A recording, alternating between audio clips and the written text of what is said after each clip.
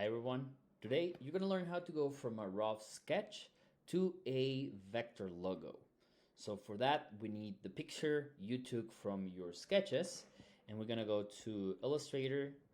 We're going to pick the format letter, and then I'm going to go to File and look for Place. So I'm going to go and put my Lego sketch inside of here. Let's take all the page. We can also make it bigger.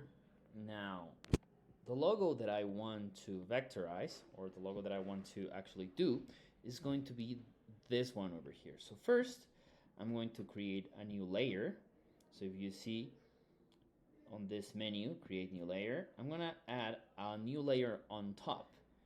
And then the first layer where I have my sketches, I'm going to change the opacity. So I'm going to click on the photo and I'm going to change the opacity of the sketch so I can actually see better whatever I'm drawing. So now I'm going to go back to layers and I'm going to lock the sketch.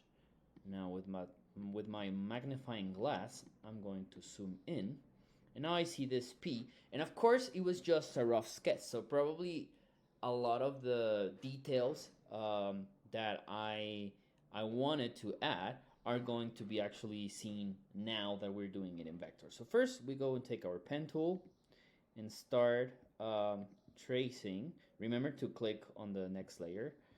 We're gonna start tracing all around the letter that we created.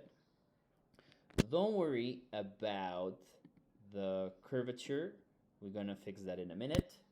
And remember, if you want to do straight lines, you can always click Shift, and that will allow us to do straight lines as I'm doing here. Okay, so here it's hard to see if I'm actually following my sketch. So I'm gonna go to Properties, and I'm going to I'm gonna set the stroke to black and no fill. All right, so I can see whatever I'm tracing. Now I'm gonna go with the direct selection tool, and I'm going to start changing the anchor points. Okay, so here, this one is fine, but this one, for example, we have to convert it from a corner to a curve. So here we do curves, here we also curve. So now we can actually change the curvature of this anchor point. So now it's actually letting us make this round part. Okay, so that's looking good. Now probably I will also have to check the width of this part of the P and this one. So I have the feeling this one is a little bit thinner than the other one, so let's just move that. And also here, I think, yeah, I wasn't going all the way, so let's go all the way. Right, it's looking good. Here, as you see, I drew something, the edge ending here, so maybe I can go back, and the same with this anchor point. So there you go. So here again, as you just learned, you have a lot of options to do that. Now, for example, I still see an edge here and here. One of the things I can do is to take this tool and round all the edges. So that's also an option, and it actually looks nice. But you can leave it or do it like that. It's up to you. Now, here probably I need more. There you go. So you can take your time. And now, for example, for this really rough lines that I did, I could just go ahead and make something a little bit better. So maybe like stripes, like the Adidas logo. So just take that and copy. Oops. And then copy it 3 times. So here I see that they don't come out parallel, so let's change the anchor points. Okay, and then I can just go Command copy and add those lines. Okay,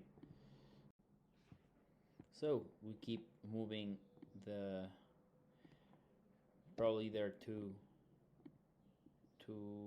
wide. So here I can change again our, we can change here our anchor points and erase that one and see how many lines we can fit here.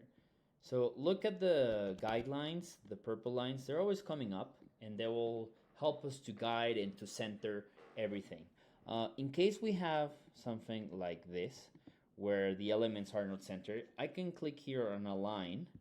So I can click my 3 elements, let's say this one, then shift this one and this one, and I can say, hey, center all of them, boom, okay?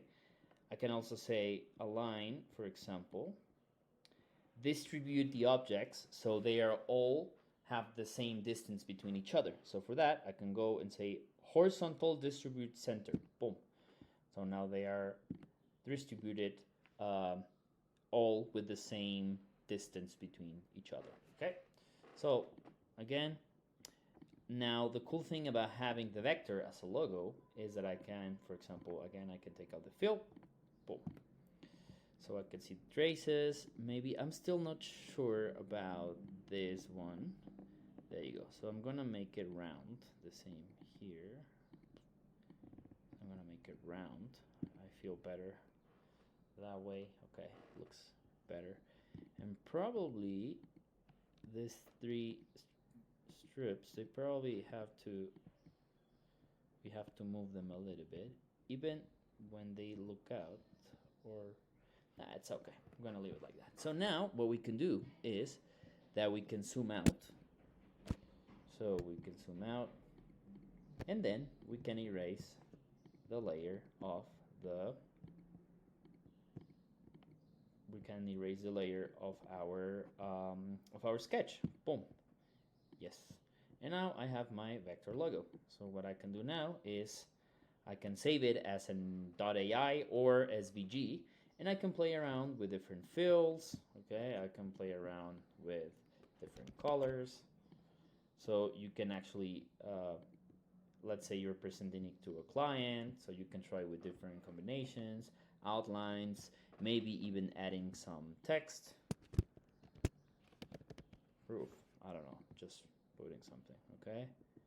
So it could be something like that, and you can start making different tests and saving it for your clients. You can also add maybe some circles or a rectangle.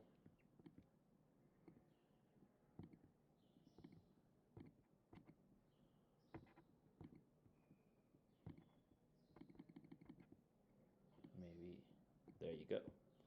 Now it's looking like, I don't like this font. It's looking like a kind of a vintage logo, all right? So that's it. That's it for this tutorial on how to vectorize a sketch and create a logo.